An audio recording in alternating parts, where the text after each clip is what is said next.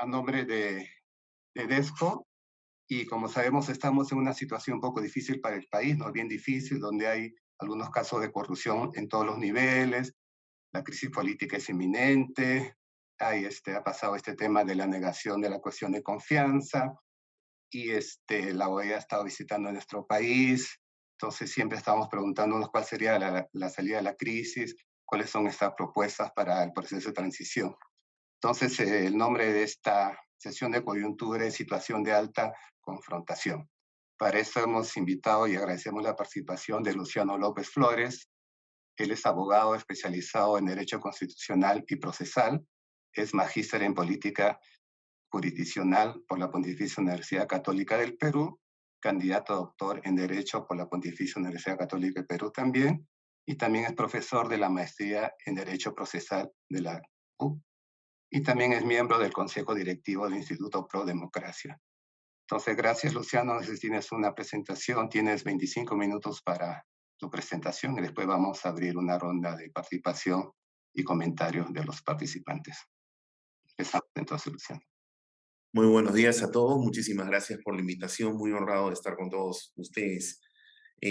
Concretamente mi presentación tiene que ver indudablemente con un asunto de coyuntura que responde más a una preocupación, la preocupación de como ciudadanos, como profesionales, como ciudadanos de a pie, como integrantes de algunas instituciones de la sociedad civil. Por mi parte, integro el consejo directivo del Instituto Pro Democracia, que es una institución que fue creada justamente en medio de la pandemia por una serie de profesionales independientes de diversas áreas, multidisciplinario, o sea, somos en realidad creo que con las justas 3 o 4 abogados, los demás son de diferentes disciplinas. Em, y que básicamente nosotros como institución tuvimos la idea de conseguirnos como un espacio como para poder pensar propuestas, soluciones frente a una situación crítica que atraviesa el país, como todos saben, no ahora, ¿no? Quizá hoy como que el asunto tiene mayor presencia, pero esto es algo que ha venido gestándose, en nuestra opinión, desde el año 2016 aproximadamente, desde que el fujimorismo tuvo una mayoría calificada en el Parlamento Nacional, y todo lo que ya, ¿para qué contarlo? Porque creo que todos lo sabemos y sobre todo lo hemos vivido. Es en ese contexto de que nosotros como institución nos creamos y pensamos. Les hago esta introducción porque nosotros desde la institución pensamos una serie de propuestas de reforma, porque si bien la crisis sistémica desde el año 2016 a la fecha es una crisis que tendría diversos escenarios de abordaje, ¿no? eh, para poderlo entender, para poderlo comprender y sobre todo para proponer. Pero también creemos, al menos desde el instituto que represento, también creemos que un, eh, un instrumento muy importante y que no puede perderse de vista es cómo están diseñadas las reglas de juego. Porque desde el año 2016 a la fecha, en realidad, el sistema constitucional, la constitución, para ser más concreto, en las relaciones eh, parlamento, poder ejecutivo y en el funcionamiento de otras instituciones muy importantes, como el Tribunal Constitucional, por ejemplo, los órganos de justicia, el sistema electoral. Es decir, las reglas de juego que si uno abre la Constitución las ubica concretamente en el título cuarto de la Carta Política, la estructura del Estado.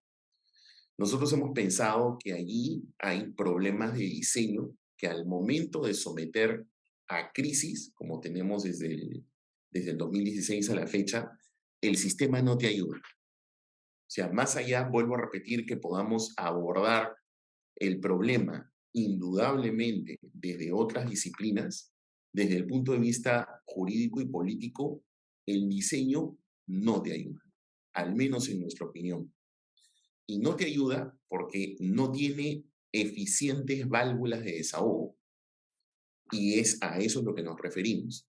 Por eso desde el instituto nosotros propusimos desde abril del año 2021, estamos hablando al término de la primera vuelta, eh, fruto de una serie de trabajos coordinados, porque no es algo que apareció de la nada, hicimos una propuesta de reformas constitucionales justamente en temas tales como integridad de la función pública, la necesidad de proyectar y visionar una carrera pública en el Estado realmente profesional. Pensábamos y proponíamos, por ejemplo, que la Autoridad Nacional del Servicio Civil sea un organismo constitucional autónomo. Em, Planteamos cosas relacionadas justamente a esta, vale la redundancia, relación entre el Ejecutivo y el Legislativo, relativos a cómo ver la cuestión de confianza, debería subsistir o no, eh, la disolución parlamentaria, ahí propusimos la renovación parlamentaria.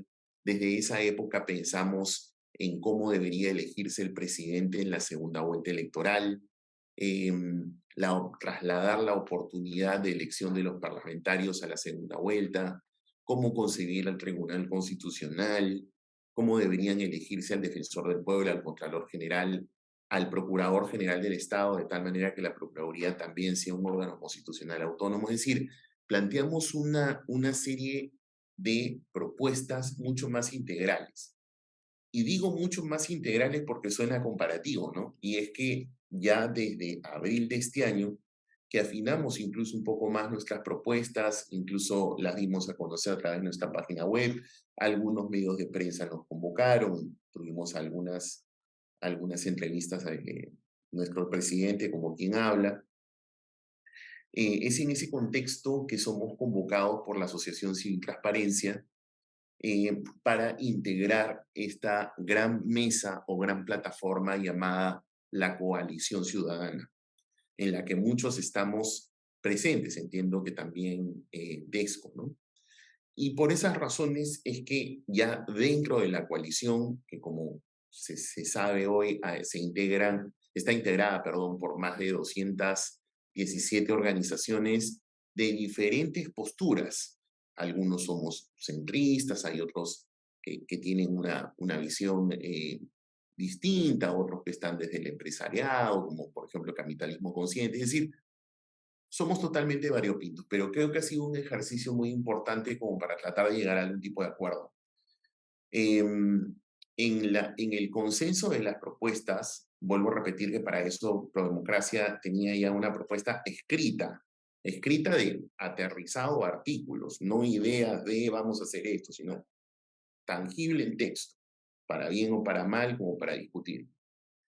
Los consensos que se han arribado es a 7 reformas. Esas 7 reformas se han trabajado y nosotros como Prodemocracia hemos puesto a disposición de la coalición los textos que nosotros ya teníamos trabajados para sobre ese molde discutir. Lo que yo pretendo esta mañana es justamente compartir con ustedes ya el primer borrador de esos textos afinados sobre las famosas 7 propuestas. Así que, si me permiten, tengo habilitada la función de compartir pantalla, voy a compartir pantalla. Este es el primer borrador, ¿no?, del proyecto de ley, el proyecto de ley de reforma constitucional, porque la estrategia que se ha pensado es la de recoger firmas, porque de acuerdo con la Constitución, los ciudadanos tenemos el derecho de iniciativa legislativa, es decir, de presentar proyectos de ley para que el Parlamento los tome como prioridad y los pueda discutir en un trámite parlamentario como de cualquier proyecto de ley. Pero para poder ejercer ese derecho a iniciativa legislativa, la Constitución y la ley establecen de que debe tener el respaldo de por lo menos el 0.3% del último padrón electoral. Eso es aproximadamente hoy algo así como un poco más de 75,000 firmas. Entonces, voy ya aterrizando. Este es el borrador. Voy a compartir con ustedes las fórmulas legales, ¿no? Este es un proyecto que en su formulación, o sea, en el texto legislativo, tiene 9 artículos y 5 disposiciones complementarias y finales. Naturalmente debe cumplir con el resto de requisitos de todo proyecto de ley: exposición de motivos, análisis costo-beneficio, el efecto de la vigencia de las normas propuestas. Pero vamos ya de frente al grano, ¿cuáles son esas 7 reformas que plantea, además del adelanto de elecciones? Pero por eso es que estoy subrayando, además, o sea, esta no es una propuesta que se concentra solo en el adelanto de elecciones, porque lo que al menos hemos consensuado las agrupaciones que participamos en este gran colectivo que es la Coalición Ciudadana, es que se requieren unas reformas mínimas. Vuelvo a repetir, el consenso de todos ha sido el de estas 7 reformas. 1, mejorar el sistema de elección de la segunda vuelta presidencial. 2, reformar la oportunidad de elección de los congresistas de la República. 3, instaurar la renovación parlamentaria a mitad de mandato y por mitades, así como la reelección de congresistas por un periodo quinquenal inmediato, eliminando la disolución parlamentaria. 4, introducir mecanismos para garantizar la idoneidad de cargos de elección popular de la función pública en todos sus niveles y en los partidos políticos, impidiendo el acceso de quienes fueren condenados por graves delitos. 5, mejorar el establecimiento de circunscripciones electorales atendiendo a criterios técnicos y determinando la obligatoriedad en una circunscripción electoral para pueblos indígenas. 6, precisar la causal de vacancia por discapacidad física o mental permanente del presidente de la República, eliminando la figura de vacancia por incapacidad moral y a su vez reformar las situaciones de acusación del primer mandatario durante el ejercicio del periodo presidencial y finalmente reformar el sistema de selección y elección de jueces del Tribunal Constitucional. Pasemos entonces a compartir con ustedes cuáles son las fórmulas legales y tratar de explicarlas para luego, entiendo, según la dinámica, tener algunas ruedas de preguntas o inquietudes. La elección. Como ven, lo que está en negritas es básicamente lo que se ha introducido al texto actual del artículo 111 de la Constitución. Como todos sabemos, siempre se diseñó o al menos la Constitución 79 se ha diseñado el modelo para que existan 2 vueltas, ¿no? 2 vueltas presidenciales. La segunda es opcional siempre y cuando en la primera vuelta el presidente gane con más de la mitad de los votos válidos, es decir, una regla de 50+1. Sin embargo, en la segunda vuelta presidencial, tanto la Constitución del 79 como la Constitución del 93 no establecen ningún tipo de valla, es decir, pueden pasar a la segunda vuelta, incluso los 2 primeros candidatos que agrupan las mayorías relativas de votos, sin que, por ejemplo, lleguen siquiera al tercio. Eso podría pasar. En los últimos 42 años, es decir, desde el retorno a la democracia, luego la dictadura militar en el año 80, nosotros hemos hecho un recuento de las primeras vueltas y lo que vemos es que en realidad desde el año 2001 a la fecha, ¿no? Los porcentajes son, la verdad, son porcentajes que pasan a la segunda vuelta de candidatos, pero que no tienen un suficiente respaldo. La segunda vuelta se convierte en una suerte de ficción. O sea, tú llegas con tu porcentaje, lo más probable es que no decrezca porque tienes un solo candidato y ese aumento, esa supuesta legitimidad, al menos para nosotros, naturalmente esto es algo como para dialogar, indudablemente, pero lo que pensamos es que ahí se genera una ficción. En la segunda vuelta, pues tú sencillamente creces porque tienes un solo oponente. Punto. Em, entonces, lo que nosotros proponemos es que pasen a la segunda vuelta sobre la base de una valla. Es decir, si en la primera vuelta tú tienes la valla de 50+1, entonces a la segunda vuelta que pasen los que sumados superen el 55% de los votos. Es decir, subes la valla 5%. 55%. Entonces, ¿cómo funciona?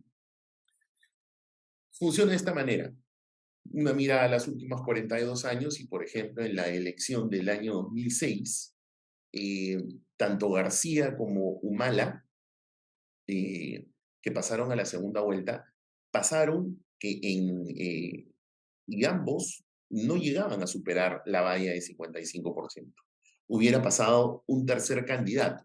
¿Por qué? Porque en nuestra propuesta nosotros decimos, si hay atomización, es un poco la lógica, si hay una atomización, no pueden pasar más de 4 candidatos siempre y cuando superen, vuelvo a repetir, la regla de 55%. Entonces, la idea es, por ejemplo, vuelvo a repetir, en el caso del año 2006, hubieran pasado 3. Hubiera pasado García, Humala y Lourdes Flores. En el resto de elecciones ha ocurrido, por ejemplo, ya un fenómeno bastante particular, ¿no? Que es el caso de la última elección. Si esta regla hubiese estado vigente, hubieran pasado 4. Hubiera pasado Castillo, hubiera pasado Keiko Fujimori, hubiera pasado Rafael López Aliaga, hubiera pasado Hernando de Soto. ¿Cuál es la lógica de la regla? Y con eso me detengo, ya luego en el diálogo quizá podríamos ampliar, de que pensamos básicamente en el elector. Es cierto que es una regla inédita, que no tiene parangón con otros ordenamientos, pero pensamos, o al menos la lógica que nosotros seguimos, es de que debemos pensar en un modelo más cercano para lo que es nuestro país, un país en donde hoy en día no se tienen partidos políticos. Eso que se llaman partidos políticos son simplemente, pues, formalidades, ¿no? Perdónenme la expresión, pero ya sabemos lo que realmente son. Hasta que eso se reforme, porque aquí abro un paréntesis, aquí este es el punto de partida de una reforma que de mucho más integral que debiésemos pensarla e impulsarla en el tiempo. Entonces, lo que nosotros partimos es de la premisa de facilitarle la tarea al ciudadano porque en realidad, frente a la carencia de partidos políticos sólidos, lo que tenemos es una gran atomización. Y de esa manera lo que pensamos es que sea el elector el que no tenga que seguir con esta frase, perdóneme, pero la verdad está siniestra, ¿no? Votar por el mal menor, ¿no? Que al menos se pueda tener algún otro tipo de alternativa, que quizá eso impulse que en la estrategia de campañas políticas, de que puede ser que en la segunda vuelta no pasen 2, entonces el negocio de quienes planteen propuestas radicales y populistas para tratar de ser disruptivo en la campaña y apuntar a llegar a la segunda vuelta, entonces impulse también la posibilidad de posturas más centristas, justamente con esa posibilidad de que en la segunda vuelta podrían haber más de 2 candidatos con un máximo de 4. Eso es un tanto la lógica. Pero esto, como hemos hablado, que se genera una atomización y esa es la realidad del país, lastimosamente, entonces lo que nosotros estamos haciendo es recoger la propuesta de la Comisión de Alto Nivel para la Reforma Política que fue creada en el año 2018. Ustedes recordarán que la presidió el señor Fernando Tuesta Soldevilla y que propuso que pueda cambiarse la elección, la oportunidad de elección de los grupos parlamentarios y para que estos puedan ocurrir en la segunda vuelta electoral presidencial, si es que estuvieran. Si no la hay, por eso es que ellos optan por una redacción que a nosotros nos parece bastante pertinente, además la justifican desde un punto de vista técnico, de que la regla que coloca hoy la Constitución dentro de los 30 días, por eso es que ustedes ven que dicen son elegidos el quinto domingo después de la proclamación de los cómputos oficiales de la primera elección, y por eso es que está homologado también aquí con el mismo lenguaje, quinto domingo después de la proclamación. ¿Por qué se ha puesto de esa manera? ¿Por qué lo justificó de esa manera la comisión? Porque señalan que desde el punto de vista técnico organizativo es mucho más holgado, tanto para los órganos del sistema electoral como para los partidos políticos que van a participar en la segunda vuelta, tener aunque sea una bocanada más de aire de cara a la organización de sus campañas y a la organización de la elección por parte de los organismos constitucionales que integran el sistema electoral. Como eso naturalmente lo que va a generar es que existe un voto más inteligente, se reduzca un tanto la atomización, tengas una oposición más fuerte o tengas un oficialismo más fuerte, ¿no? Puede ocurrir cualquiera de esas situaciones, y eso podría quizá enfrentarnos a una situación quizá parecida a la del 2016, con, por ejemplo, una oposición con una mayoría calificada aplastante, y que tú los tengas 5 años es una cuestión bastante complicada, ¿no es cierto? Entonces, es por esa razón que lo que estamos planteando es la figura de la renovación parlamentaria. Y aquí quiero hacer un paréntesis, porque en la propuesta, como ustedes ven, derogamos los artículos 134, 135 y 136. ¿Qué dicen eso? Son lo de la figura de la disolución. La figura de la disolución parlamentaria, que es una figura que se introdujo en la Constitución de 79, es en realidad una renovación parlamentaria, pero es una renovación parlamentaria por causa abrupta. ¿Por qué digo por causa abrupta? Porque el que la disuelve es el Ejecutivo, atendiendo a unas situaciones muy concretas, pero el resultado es una renovación. Piensen ustedes, cuando Vizcarra disolvió el Congreso, una figura muy polémica como la negación fáctica, el 30 de septiembre de 2019, fuimos entonces a la elección para una recomposición del Parlamento. Es entonces una renovación. Por eso digo que es por causa abrupta, es muy traumática. Lo más adecuado, al menos lo que proponemos es, quitemos la disolución porque tú no puedes tener renovación parlamentaria por elección en escrito y renovación parlamentaria por causa abrupta, fruto de una disolución. Son antitéticos. O es lo uno o es lo otro. No puedes tener los dos.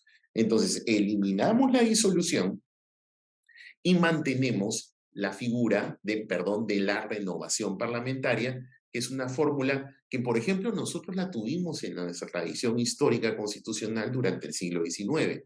La unificación de los periodos presidencial y legislativo a la misma vez, es decir, de renovación de ambos, es algo que ocurre en la Constitución de 1920.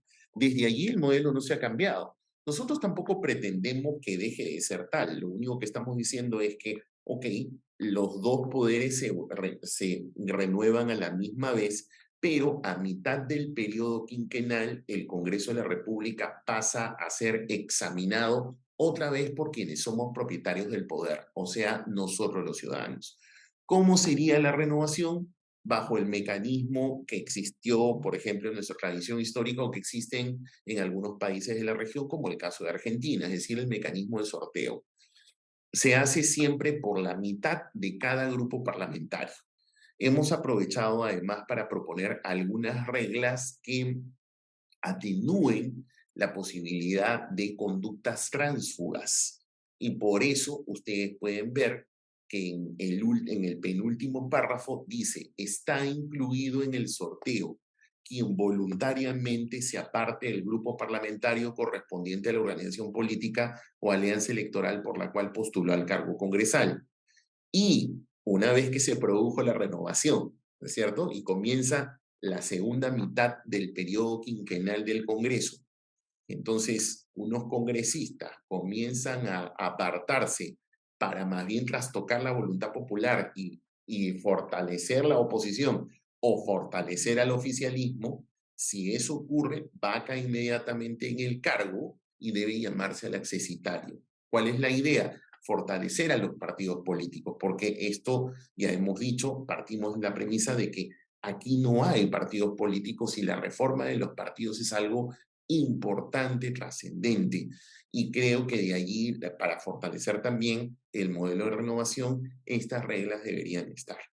Estamos planteando también, como ven ustedes, que se reelija los parlamentarios, pero por un nuevo e inmediato periodo quinquenal y hacer la reforma correspondiente a esa prohibición que se aprobó en diciembre del 2018 vía referéndum. Esta es una de las propuestas más radicales, pero que parte de la premisa de que en el país la corrupción en realidad está prácticamente en todos los niveles. Es una situación bastante alarmante y sin duda está muy presente en la política y en la función pública.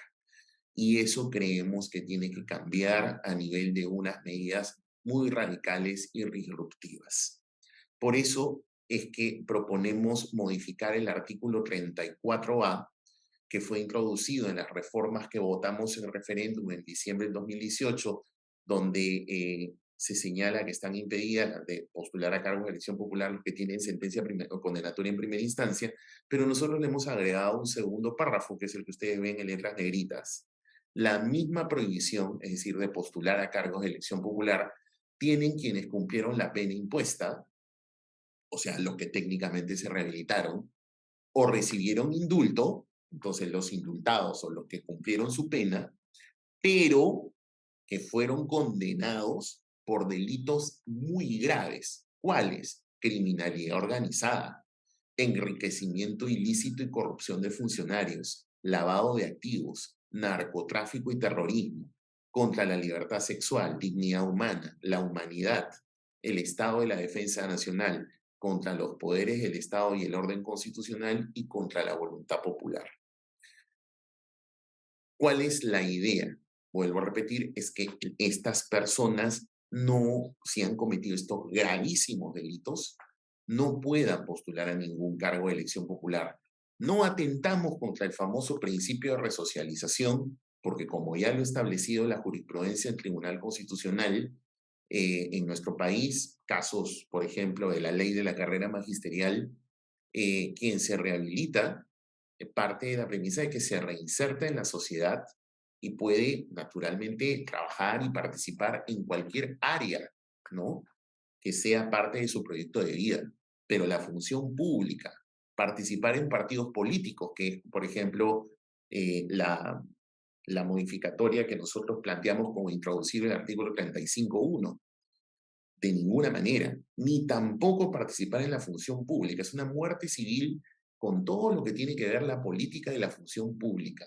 De ninguna manera.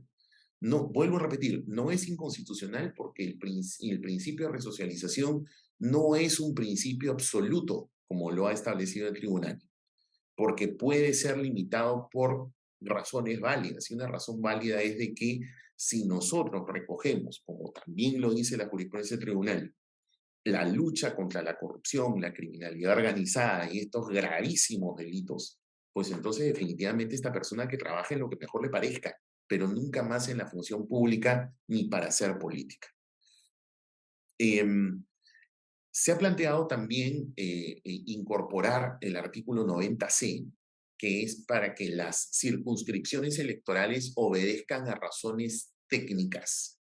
Por eso es que se dice que por ley orgánica, aprobada con la previa opinión técnica favorable del Jurado Nacional de Elecciones, se establezcan los criterios de creación, modificación o fusión de circunscripciones electorales, además de establecer una circunscripción electoral obligatoria para los pueblos indígenas. Una propuesta, esta última, una circunscripción electoral obligatoria para pueblos indígenas, es algo que también venía de las propuestas de la Comisión de Alto Nivel para la Reforma Política presidida por el señor Tuesta, ¿no? Y lo que se dice es que con base a esta ley, el jurado es el que puede determinar en la medida de que es un órgano técnico, ¿no?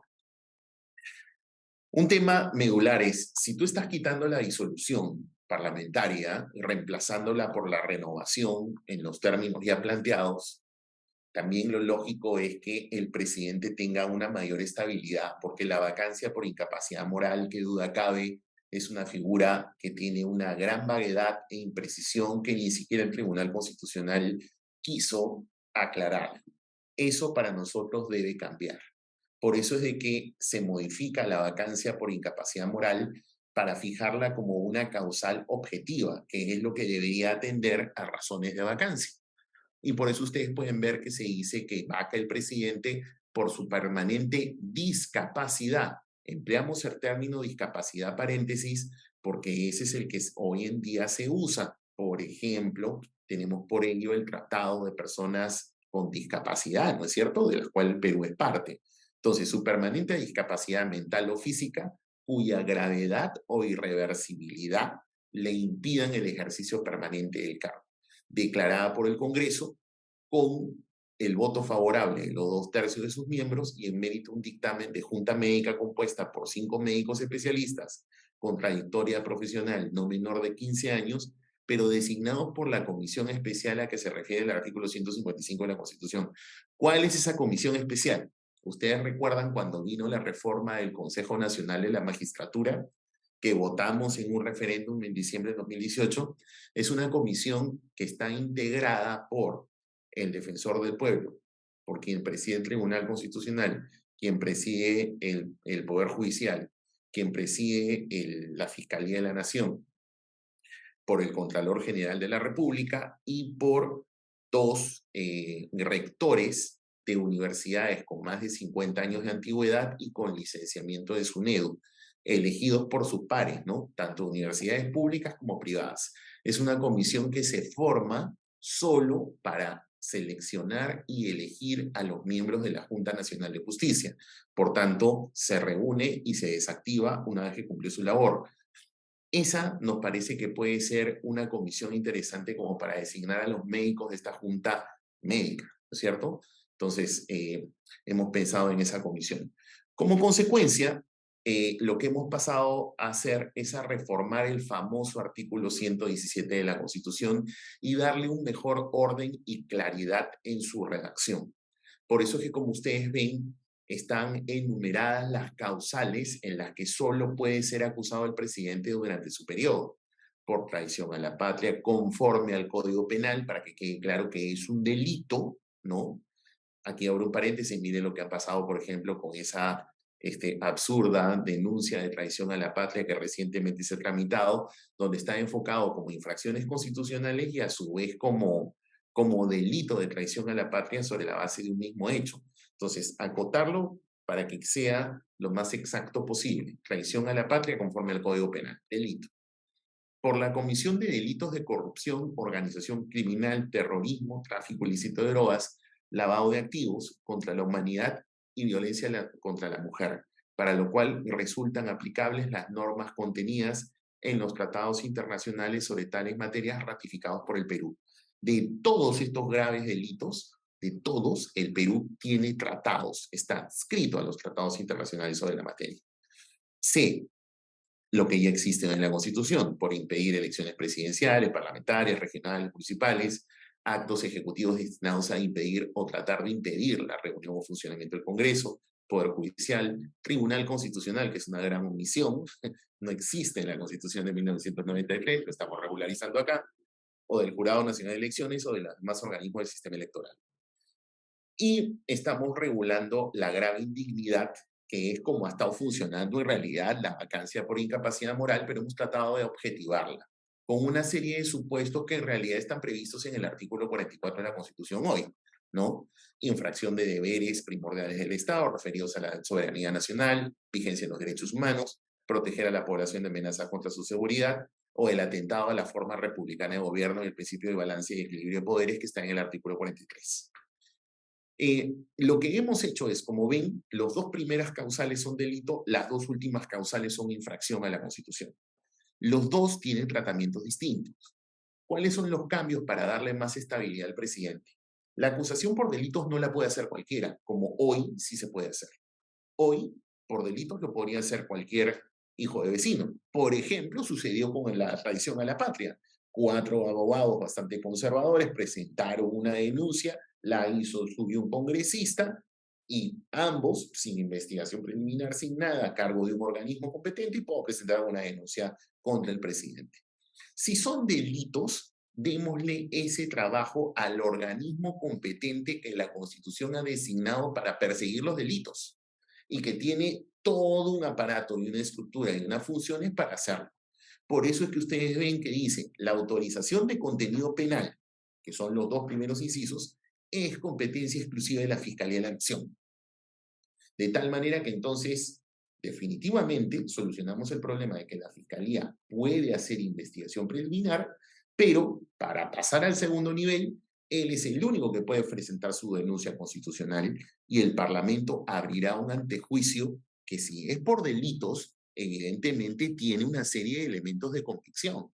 Entonces, hay una autorización, porque hay una autorización que debe basarse en elementos técnicos, en una mirada técnica. Por eso es que, como ven, se regula un procedimiento bastante sumario, donde, como hoy, se puede votar por mayoría calificada, ¿no? Mayoría absoluta, es decir, 50+1, ¿no? Sin participación de la comisión permanente, en un plazo no mayor de 60 días hábiles, bajo responsabilidad de quien preside el Congreso, para que no lo tengan ahí congelado. Si es delito, si son graves delitos, eso tiene que procesarse, ¿no? Al menos es la propuesta. Pero le ponemos un contrapeso. Siempre debe requerir la opinión de la Defensoría del Pueblo sobre la carencia de motivación o finalidad política de la acusación, para que tampoco los parlamentarios sean una mesa de partes y esta denuncia, que si bien puede provenir de un órgano técnico, quizá pueda tener una entraña, ¿no?, antidemocrática. Entonces, la Defensoría del Pueblo, que su rol es justamente de ser el gran veedor del sistema constitucional, entonces le damos la función de que él opine para darle estabilidad también y mayor transparencia a este trámite. Y la autorización de contenido penal, como ustedes pueden ver, puede permitir indudablemente la suspensión en el ejercicio del cargo, y si luego el presidente es absuelto, pues definitivamente todos sus derechos políticos deben devolvérsele.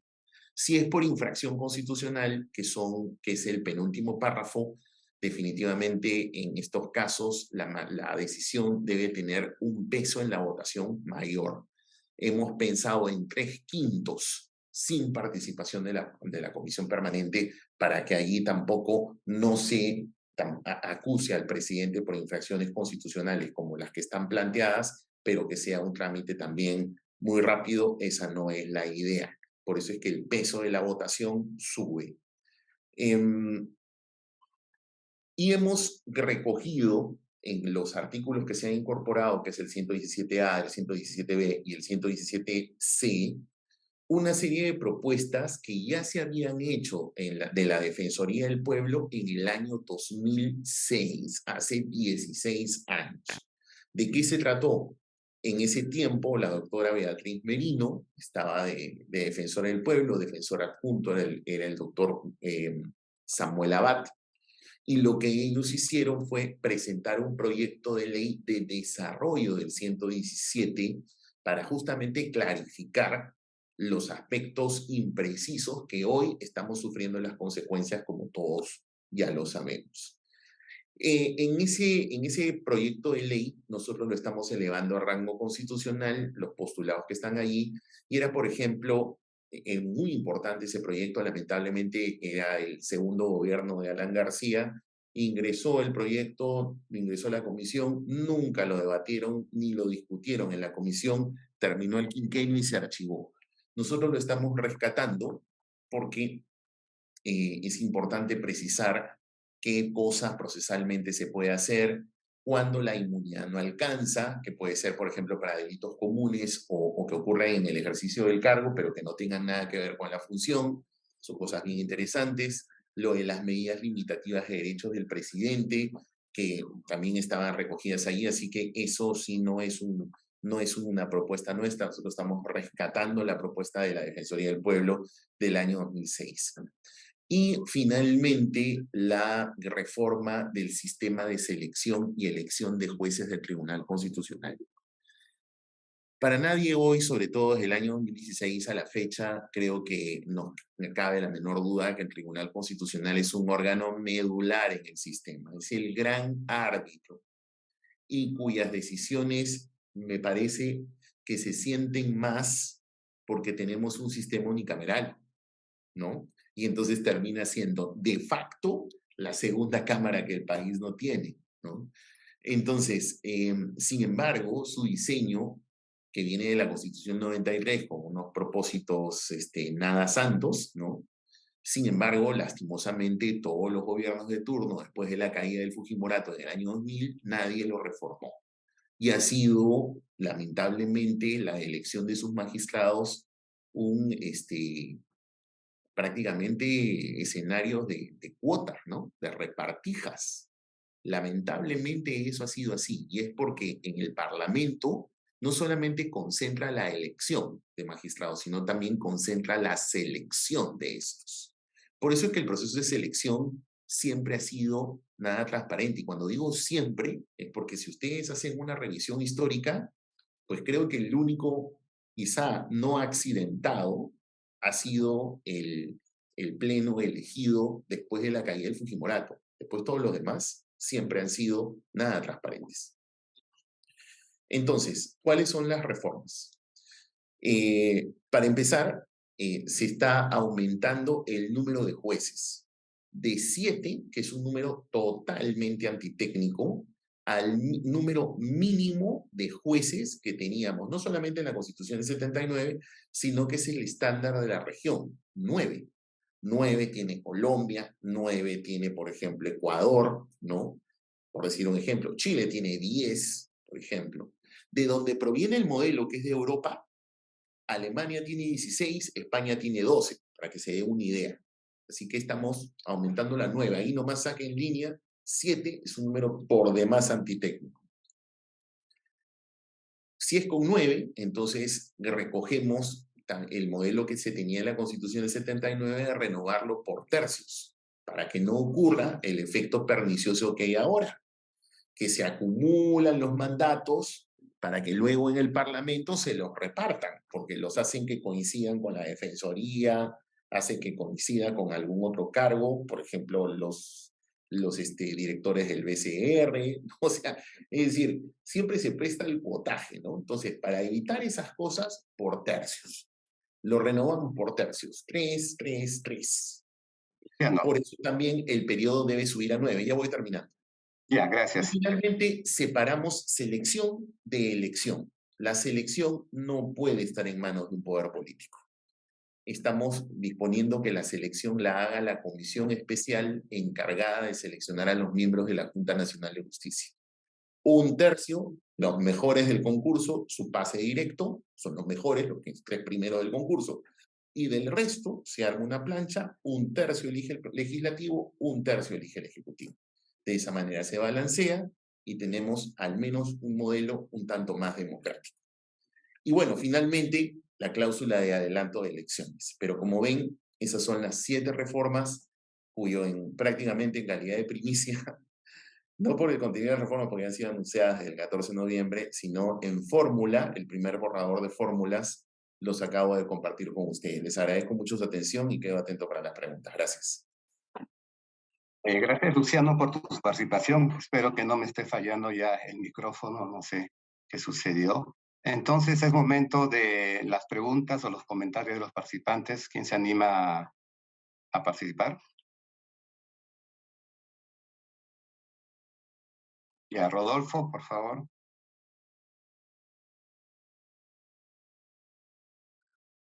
Sí, buenos días, gracias por la presentación. Tenía yo una inquietud, o sea, el tema central me parece tendría que ser el tema de los partidos, porque con el nivel de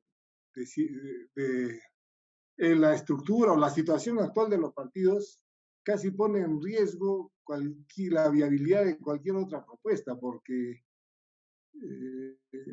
está en un nivel de desinstitucionalización o de mercantilización de la política, y las reformas que la vez pasada se aprobaron sobre el tema de las elecciones internas y una serie de aspectos fueron totalmente detenidas. Entonces, sobre las reformas para los partidos, digamos, qué tratamiento adicional o complementario podría hacerse para que los partidos dejen de ser las franquicias que son hasta ahora, ¿no? Me parece que ese es el tema más importante, quizá que a veces a nivel de las reformas globales no tienen el peso necesario, ¿no?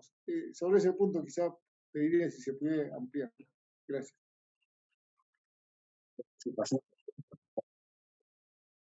¿Respondo o esperamos más preguntas? Como gusten. Alberto. Creo que se le fue el audio nuevamente a Jorge. Escuchamos unas cuantas preguntas, por favor. Ok.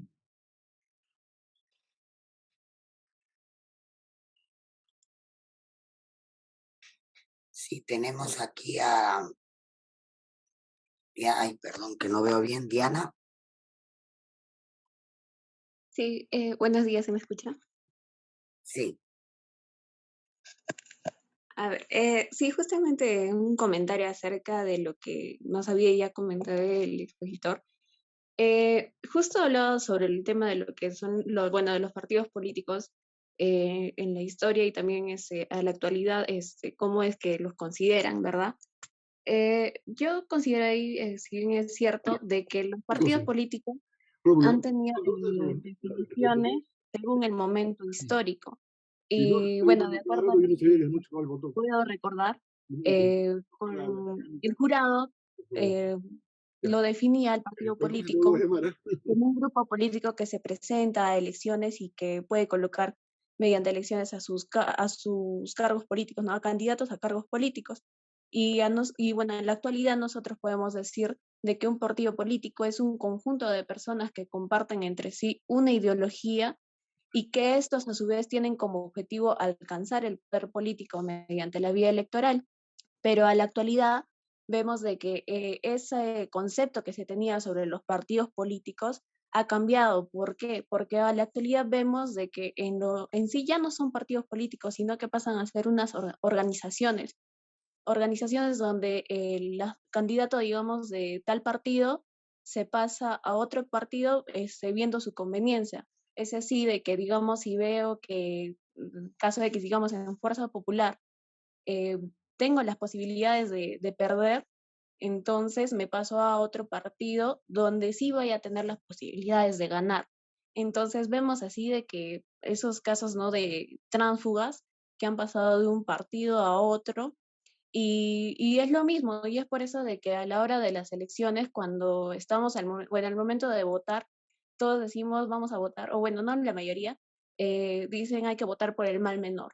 Entonces, es por ello de que se genere ese comentario, porque simplemente nos hemos limitado a tener los partidos de siempre, los mismos, y de que las mismas personas que conforman ese partido u organización estén cambiándose, ¿no?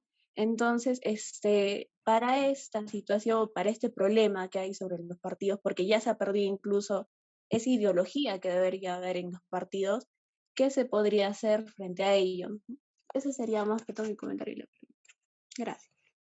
Adelante, Beto. ¿Me escuchas, Volvina? Sí. Muchas gracias, Volvina. Nuevamente, gracias a todos. Buenos días a ciudadanos todos. Yo tengo varias preguntas que hacer, si me permiten. La primera, no estoy muy de acuerdo con la segunda vuelta de los cuatro, ¿no es cierto? Porque me parece que es la búsqueda de un centro político que es parte del debate.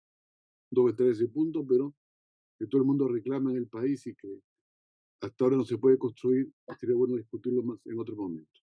¿Por qué no plantear el tema del esquema argentino-boliviano? Que si tú sacas 40% más con una diferencia de 10%, no hay segunda vuelta. El problema es que la segunda vuelta es un mecanismo censitario, porque lo que busca es justamente la segunda vuelta es contra alguien, ¿no es cierto? Como el caso del pentapartido en Italia, que impidió muchos años el caso del Partido Comunista, como el caso argentino, que lo han creado para impedir el veto al peronismo. En realidad, la segunda vuelta es una invitación al veto. Y si algún problema hemos tenido en este país, es el veto. El veto al APRA, ahora el veto al Fujimorismo, etcétera, etcétera. Entonces, me parece que debemos dar cierta capacidad, digamos, de evitar los vetos, los antis, y creo que un sistema como el argentino o el boliviano lo permite. Dos, yo creo que se puede presentar la vacancia como en Ecuador una vez al año. Acaban de intentar vacar a Lazo, no han podido, han sacado 80 votos, se requiere 84, y la próxima pedido de vacancia es el próximo año. Y ha contado el primer año y último que no se puede. Tú restringes ahí las posibilidades no como sucede ahora, efectivamente, que cualquiera puede tener una vacancia el lunes, el miércoles, el jueves, etcétera, etcétera. Hay que contar cuántas veces tú puedes presentar una, porque eso hay. Creo que tú puedes disolver el Parlamento también bajo la figura ecuatoriana de la muerte cruzada. Es decir, el presidente puede disolver el Parlamento cuando se oponga a su política general, pero convoca elecciones generales inmediatamente y él no participa. Entonces, me parece que tres, no veo veo muy problemático el tema de la circunscripción indígena. Primero que definir cosas indígenas, ¿no es cierto? Los quechos, los aymaras, las comunidades nativas. Hay como 20 comunidades nativas indígenas. ¿Cómo vas a definir una circunscripción para quién? Eso ha sido un debate que hubo, en mi opinión, también en nivel internacional, y yo trabajaba ahí y me parece que no es posible, o sea, es muy difícil. El siguiente punto, si me permites, no he escuchado la palabra juicio político en tu exposición. ¿No? ¿Existe o no existe juicio político en tu exposición? Después, he entendido mal, no sé, ¿tú dices que no se puede acusar penalmente al presidente? ¿No? O sea, no entiendo. Y finalmente tengo la impresión que entregarle a la sociedad civil, como es un poco el proyecto, ¿no? Para impedir, entre comillas, que los políticos voten, me parece discutible, ¿no? O sea, yo no sé por qué esta idea que solamente la sociedad civil puede ser químicamente pura para designar a los fulanos, a los estos, a los otros, y acotar la participación política del Parlamento. En Europa todo se negocia. Un buen tribunal constitucional fue el que armó PIS con Alba a la cabeza y otra gente más, y fue cuestionado. O sea, hay experiencias positivas como experiencias negativas. Entonces, no hay que entregarle a otros que, por ejemplo, y termino con esta idea, el peso del ánimo, por supuesto, de polemizar, porque he argumentado eso, el peso de los abogados es enorme en las decisiones políticas de este país. ¿No es cierto? Como si la política fuese solamente o exclusivamente de normas, reglas, y no la política misma, que tiene otra lógica y otra forma de operar distinto, ¿no es cierto? Con lo cual, no te digo que es una invitación a romper la legalidad y nada por el estilo, pero me parece que es excesivamente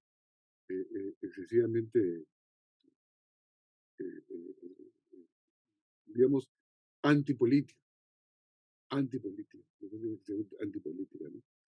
Y tendría otros puntos más, pero ya ahí me quedo porque he abarcado mucho tiempo. Te agradezco nuevamente, me parece importante. Y una última cosa, ¿eh? Yo creo que los partidos se crean, son parte de un proceso histórico, no son creación de las reglas, que es mi debate con la Comisión Tuesta. Tú no creas los partidos por las reglas.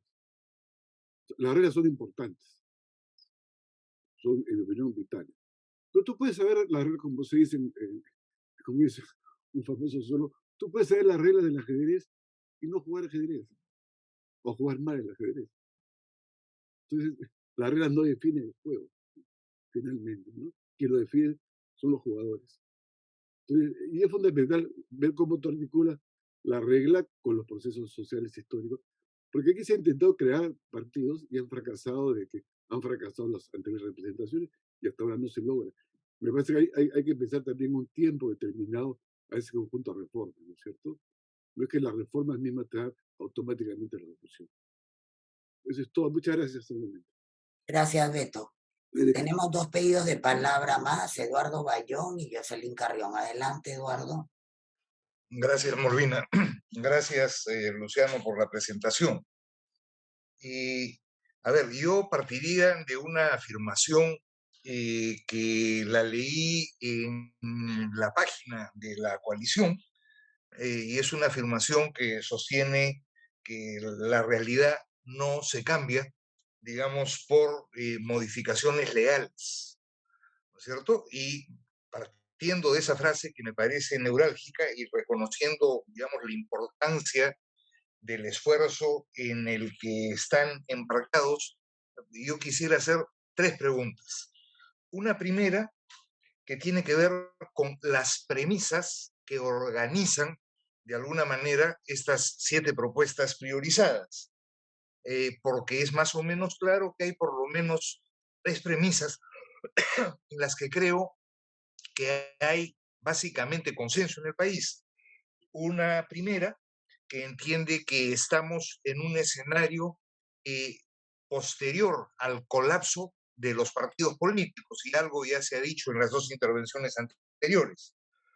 Una segunda, que tiene que ver con el predominio del desinterés, de la desafección de la ciudadanía en la política. Y una tercera, que tiene que ver con la pérdida de formas en esta y su informalidad, lo que la hace muchísimo más permeable y más penetrable por la ilegalidad. Y estas 3 premisas, y pueden haber otras, son neurálgicas y no es que una pueda verse al margen de las otras. ¿Cómo crees que se expresan de alguna manera en las 7 medidas que señalas, en donde efectivamente coincido parcialmente con Pepo, parece haber un esfuerzo por generar centros políticos como manera de controlar los extremos, pero no aparece ningún intento de respuesta, por ejemplo, a la desafección ciudadana. Mi segunda pregunta tiene que ver con otras dimensiones de la vida y de las reformas que hemos vivido en este país, apuntando a la reforma política en los últimos 20, 25 años. Y me refiero simplemente a 3. La descentralización, que supone, digamos, una presencia de determinados sectores de la sociedad civil, la apelación a la participación como una manera de tratar de controlar, limitar problemas de la representación, y la rendición de cuentas. Ya, esos elementos son importantes, no son importantes, porque, digamos, en general no aparece. Y la tercera pregunta tiene que ver con la eventual explicación de esta situación. Obviamente todos, la coalición ciudadana no es una excepción, estamos absolutamente tensionados por la necesidad de responder a una coyuntura que parece acelerarse dramáticamente, y simultáneamente por entender que esa coyuntura es resultado de un conjunto de elementos estructurales. ¿Desde dónde respondemos y cómo respondemos? En la medida en que la respuesta de la coalición va a suponer, a partir de algún momento, el que se levanten 75.000 firmas, es, digamos, más o menos claro que incluso ese paquete está pensado no en el plazo inmediato, digamos, está pensado en, seamos optimistas y generosos, en el corto plazo, si nos ponemos un poquito pesimistas, en el mediano plazo. En ese contexto, ¿cómo se imagina la coalición, en fin, el futuro de esta propuesta en un mediano plazo que todos intuimos va a ser peor que el actual? Bien sea porque sea más de lo mismo, bien sea porque los vacadores ganan o los clausuradores ganan. Es decir, uno de los 2 enanos, me gusta decir, que están en la disputa, ganan. Ahí lo dejo, gracias. Gracias, Eduardo. Vamos con Jocelyn. Y de ahí creo que ya te damos la palabra, Luciano, para que puedas comentar un poco a partir de estas reflexiones. Adelante, Jocelyn. Gracias, gracias también al expositor. Mi pregunta es muy rápida, a partir también de lo que mencionó en un momento el expositor. ¿Por qué aspiramos, o en todo caso, por qué la propuesta aspira a un centrismo como la solución a nuestros problemas, ¿no? O en todo caso como la mejor situación política al que deberíamos las y los peruanos apostar, ¿no? Yo, por ejemplo, soy de izquierda, me identifico como una mujer de izquierda, y para mí, y bueno, y aspiro también a que en el Perú se tenga un gobierno de izquierda, ¿no? Como la mejor de las situaciones.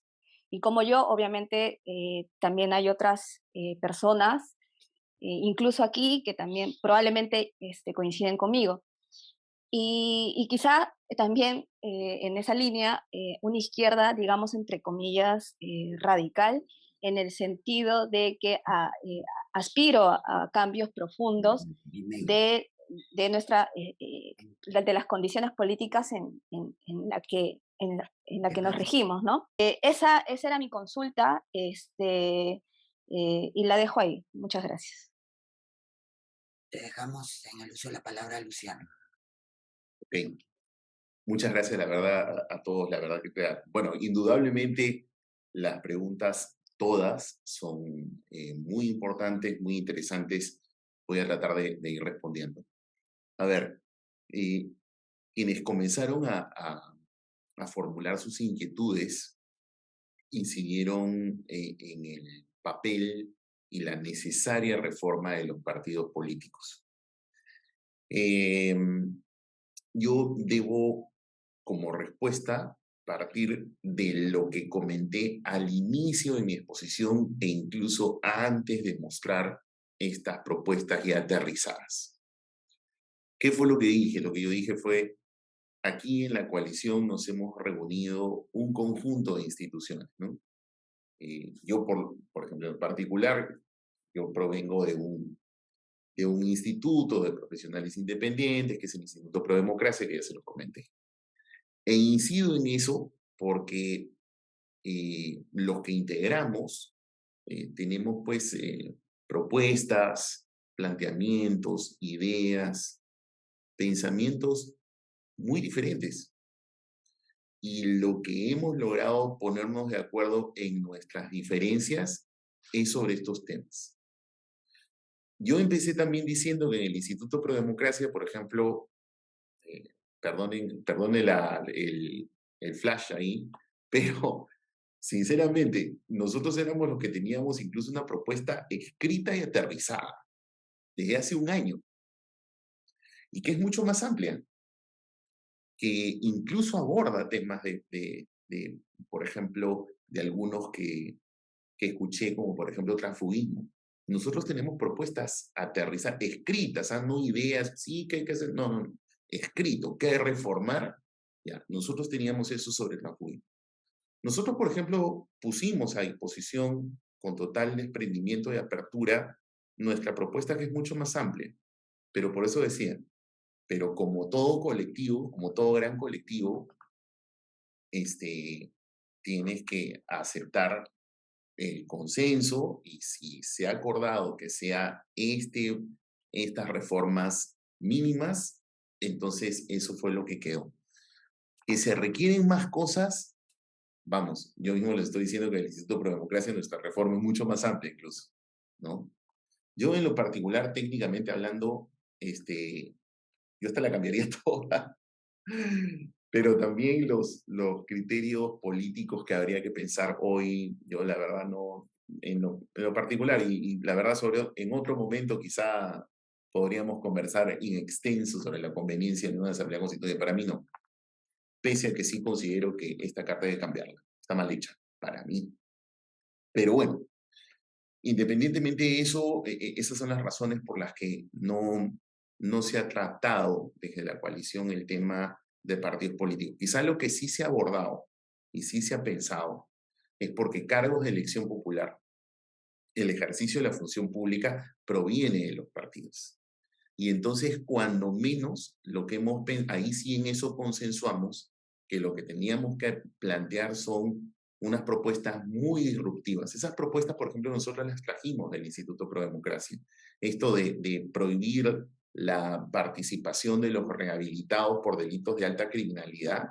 Esa es una propuesta, por ejemplo, que nosotros del instituto la llevamos, está en nuestra gran propuesta, y felizmente los demás se pudieron persuadir y la aceptaron para que se incluya. Porque el tema de la corrupción y la alta criminalidad en la política es algo que ahorita nos está desbordando. Al menos logramos persuadir de que ese punto quede. Y eso al menos, por eso que yo al inicio de la exposición dije, creo que este es el punto de partida. Esto no tiene la pretensión de solucionar un problema sistémico que definitivamente nos desborda. Por ejemplo, con mucha atención escuché tus propuestas, Eduardo Bayón, perdón, tus inquietudes, y sí, claro, ¿cómo estar en desacuerdo con tus reflexiones? Yo en lo particular estoy totalmente de acuerdo. Se requiere un abordaje mucho más amplio, pero sí, puedo hablar por último por el instituto, porque yo al menos en la coalición tengo un rol que es el de pasar en limpio todas estas reglas consensuadas, pero yo indudablemente pienso que este es un abordaje mucho más amplio, mucho más complejo, pero que, claro, las reglas de juego sí son importantes, creo yo, ¿no? Los procesos, claro, de los actores, como decía Beto Arencén, es otro cantar, sí, totalmente de acuerdo, pero el modelo también es muy importante. El modelo es trascendental. A mí me parece, por ejemplo, que la falla del modelo es lo que no permite tener un desahogo adecuado frente a situaciones de crisis. Lo venimos evidenciando desde el año 2016 a la fecha, independientemente de la agresividad de los actores, y en donde prácticamente se esfuerzan mecanismos porque los mecanismos no son claros. Pasó con la negación fáctica.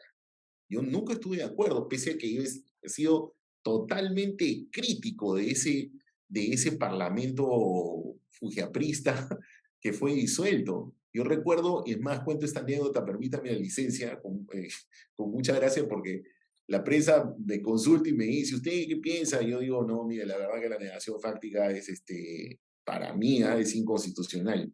Y en la comisión permanente decían, Luciano López, ese que siempre critica, ha dicho que esto es un golpe, es una ruptura. Era muy gracioso para mí, ¿no? Escuchar a todos estos señores citándome, ¿no? Pero, como le digo, yo, por más crítico que sea, a mí me parecía que esa figura nada que ver, pero es que el sistema no te da, pues. Está mal diseñado, ¿no? Para mí, ¿no? Por eso es que sí creo que hay una cuestión de reglas importantes que tienes que transformar. Cuando menos creo que todas las organizaciones que hemos participado, cuando menos hemos consensuado en estas. Bueno, repito, en otra oportunidad quizás les mostraríamos la de Prodemocracia, muchísimo más amplia, pero esta es la que quedó. Bueno. Y voy entonces anoté todas sus inquietudes, Beto de Arencén, me parecen sumamente importantes todas. Sí, nosotros básicamente, por ejemplo, en el tema de las propuestas de cambiar a segunda vuelta, lo que estamos buscando es crear en realidad no se pueden ver individuales, eso es algo que quisiera enfatizar. Este es un modelo de engranajes, por eso es de que cambiar el régimen de la segunda vuelta con más actores para que seamos pensando fundamentalmente en los electores. Si eso puede ser calificado o calificado en buena lid, yo no lo tomo mal, como centrista, bueno, son juicios de cada quien y cada quien es dueño de sus juicios. Yo lo que planteo es que estos son engranajes que buscan menor atomización, más gobernabilidad, pero sobre todo que seamos nosotros los ciudadanos que no estemos o al menos reducir las encrucijadas. No es garantía, como bien Beto señalabas, porque ahí viene ya el rol de los actores, no es garantía de que las encrucijadas no se den, de que los votos por el mal menor no se den. No es garantía de nada, pero al menos un modelo que esté más articulado Por eso es que el cambio de la segunda vuelta, el cambio de que también la elección del Parlamento vaya hacia allí para que los electores voten, por ejemplo, si alguien ganó en primera vuelta, sabiendo si le va a dar mayoría a ese que ganó en primera vuelta, o si es que se engrana para a los que quedaron acotados en la segunda y entonces darle una oposición más fortalecida, o a lo mejor un oficialismo totalmente fortalecido. Pero para no tener que aguantar los 5 años, renovación parlamentaria y quitar la disolución. Por eso, como ves, está articulado, al menos lo hemos tratado de plantear como un engranaje. Esas son las razones del planteamiento. Naturalmente podemos, y como corresponde, además dialogar y discrepar, porque en eso todos crecemos. Yo igual tomo nota de las sugerencias de los regímenes argentino, boliviano, de la vacancia una vez al año. Yo lo escucho, la verdad, no lo veo muy sano, y ahí yo paso a explicar algunas cosas que están en las preguntas, ¿no? Por ejemplo, hemos dicho, y si me permiten mejor, como decía el arquitecto de la UNDE, voy al mapa para dejarlo mucho más claro. Ah, perdón, este es el de Pro-Democracia. Acá está. Perdón, rápidamente nomás. Porque en tus inquietudes, Beto, estaba sobre el tema de si hay juicio político o no, y si se está renunciando a la acusación penal o no. No, entonces mejor lo pongo para dejarlo sumamente claro. Lo que estamos haciendo es básicamente reordenar, reordenar el 117, darle más claridad. Este 117 es de la matriz. Lo que estamos planteando es, estos dos primeros incisos que estoy resaltando, estos dos tienen que ver con comisión de delito. Y como sabemos, esto es antejuicio, ¿correcto? Un antejuicio que solamente se podría hacer contra el presidente en el ejercicio de su mandato, pero con estos, vamos a llamarlos, límites. Solamente delito de traición a la patria, y por eso dice conforme al Código Penal, y graves delitos sobre los cuales incluso el Perú ha firmado acuerdos internacionales. Al menos nosotros pensamos, y eso es lo que se ha podido persuadir los miembros de la coalición, es de que si incluso el Perú tiene estos compromisos internacionales, ¿cómo es posible que el presidente, por más estabilidad que quisiéramos darle en el ejercicio de su mandato, no pueda ser investigado o incluso llegar a más niveles de procesamiento por estos graves delitos si hemos celebrado tratados internacionales? Entonces, los dos primeros están referidos a delitos y por tanto es antejuicio. Ahí creo que voy respondiendo a una primera pregunta tuya. ¿Hay juicio político? Sí. Sobre eso se refiere el inciso C, que está como se encuentra el texto hoy, porque todos esos supuestos son supuestos de infracción constitucional. Y lo mismo con el inciso D, que es un tanto sincerar, pero acotar también la manera de cómo está funcionando hoy la vacancia por incapacidad moral. Si uno mira los casos, todos, desde la vacancia de Fujimori, las dos de Vizcarra, las dos de Kuczynski, independientemente si agotaron el procedimiento o no, las estoy contando por planteamiento, es decir, por presentación de la moción, por si acaso, porque me podrían decir, oye, pero la segunda de Kuczynski no terminó. No importa, pero le presentaron la moción y después la moción. Por eso que estoy contándolas. Si uno cuenta la de Fujimori, las dos de PPK, las dos de Vizcarra, las dos de Castillo, ¿no? Tiene 7. Si miras el común denominador de las 7 son por indignidad. Las 7. Y eso que a Fujimori debieron aplicarla, la de haber salido del territorio nacional sin autorización del Parlamento, pero la aplicaron la vacancia por incapacidad moral y fue la primera durante la vigencia de la Constitución 93. Entonces, todas son por indignidad. Entonces, lo que nosotros estamos diciendo es, ok, va por indignidad, pero ¿atada a qué? A supuestos que están previstos hoy en el 44 de la Constitución y en el 43. Pero como igual puede ser todavía maleable, entonces los pesos son distintos. Y ahí voy respondiendo nuevamente tus preguntas.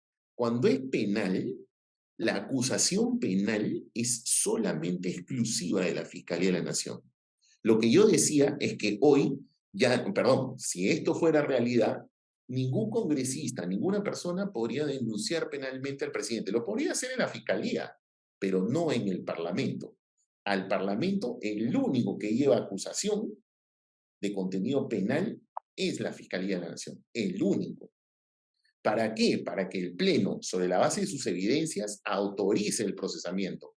Pero para que no se exceda, colocamos la garantía del veedor. ¿Quién es el veedor? La Defensoría, y por eso planteamos que la Defensoría opine, para que entonces tratar de darle garantías a ese procedimiento de antejuicio. Y en el penúltimo párrafo está lo del juicio político. O sea, es el juicio político como hoy está regulado. Lo único que sí estamos cambiando el peso. Lo que estamos poniendo es que el peso debe ser de 3/5 sin participación de la comisión permanente. Eso es como lo hemos diseñado la acusación del presidente durante su mandato. Y sobre el tema del Tribunal Constitucional, el componente político de la elección nosotros no la hemos quitado, la hemos distribuido más bien, Beto. Lo que nosotros estamos profesionalizando, porque nos parece que ese debiese ser un procedimiento profesional, objetivo y transparente, es el proceso de selección.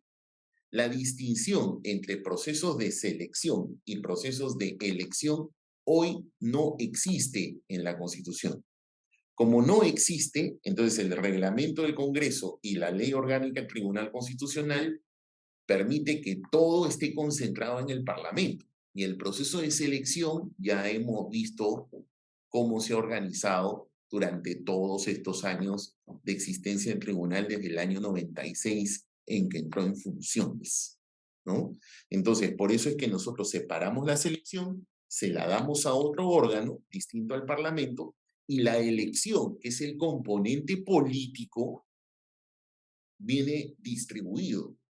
Primero que no pasa a la elección política el tercio mejor del concurso, esos pasan directamente. Pero el resto de la plancha, un tercio el legislativo, un tercio el ejecutivo, y ahí el componente político se mantiene, pero acotado, porque la garantía del proceso profesional está en la selección. Ese es el modelo que hemos diseñado para un tanto democratizar el Tribunal Constitucional y evitar esta lamentable sujeción de repartijas a la que se ha visto envuelto durante los años de su existencia, ¿no? Eso es grosso modo sobre lo que planteó Eduardo. La verdad, como decía hace un momento, yo con eso termino, ¿no? ¿Cómo estar en desacuerdo contigo? No, yo al menos en lo personal no, pero lo que hemos consensuado dentro de la coalición, porque pongo siempre énfasis en eso, somos muchísimas organizaciones, yo represento a una de ellas, nosotros tenemos una propuesta, pero disciplinadamente hemos aceptado el consenso de todos los demás que no necesariamente pensamos igual. Lo que sí hemos consensuado y pensamos es de que por algo hay que empezar. Algo hay que empezar, y creemos que lo que se tiene que empezar es por las reglas de juego. Hay una sentencia del Tribunal Constitucional que se acaba de anunciar, ¿no? Se ha anunciado la votación, todavía no se ha publicado la sentencia, pero ya se dijo qué cosa se ha votado. Se ha votado que definitivamente ya no va a estar sujeta a la interpretación si realmente la Constitución del 93 tiene mecanismos de democracia directa como para llamar a un referéndum que provenga de la ciudadanía. Yo estoy en profundo desacuerdo con esa votación que ha anunciado el tribunal, porque creo que han desnaturalizado un modelo que tiene la Constitución del 93 que por primera vez en nuestra historia constitucional, creo que es una de las pocas cosas buenas que tiene esa Constitución, que había introducido los mecanismos de democracia directa como un balance de la democracia representativa. De lo que he escuchado del anuncio del tribunal, prácticamente, para mí, voy a leer la sentencia, pero como suena y como lo han anunciado, prácticamente han abolido la democracia directa para concentrarla solo en la representativa.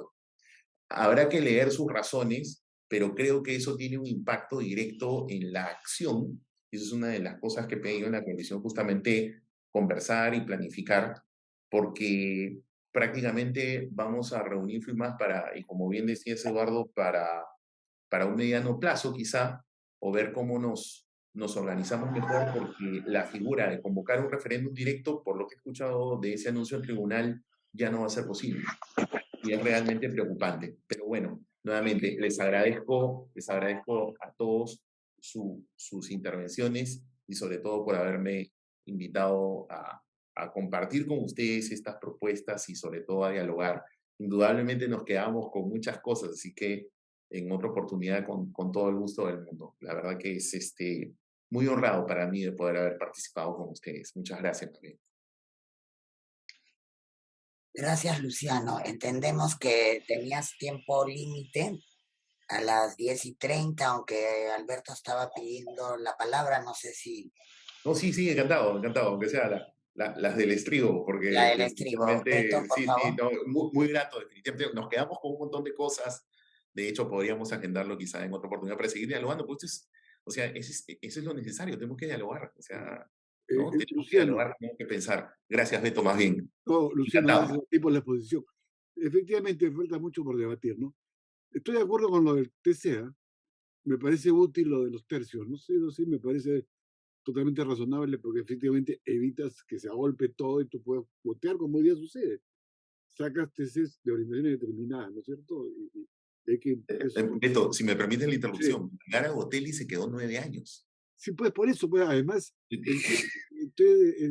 hay que la forma además que no se cuentan. El magistrado que batió récord se quedó 9 años. O como el caso del defensor, ¿no? O sea, sí, se queda, pues, mira, se quedó en el tintero. La coalición no aprobó, por ejemplo, una propuesta de prodemocracia de tener el mismo mecanismo, selección profesional fuera del Congreso, y se presenta la terna al Congreso y que el Congreso elija, pero acotado. O sea, combinar el componente político, pero no darle todo. O sea, ese es porque la regla de los tercios debe haber un componente político, pero no le pongas todos los huevos en la canasta porque el exceso de poder corrompe, y ahí están las muestras. No, claro, muy bien.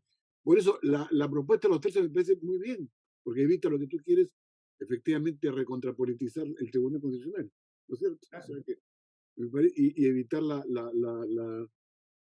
¿cómo se llama? Lo que pasa hoy día, ¿no es cierto?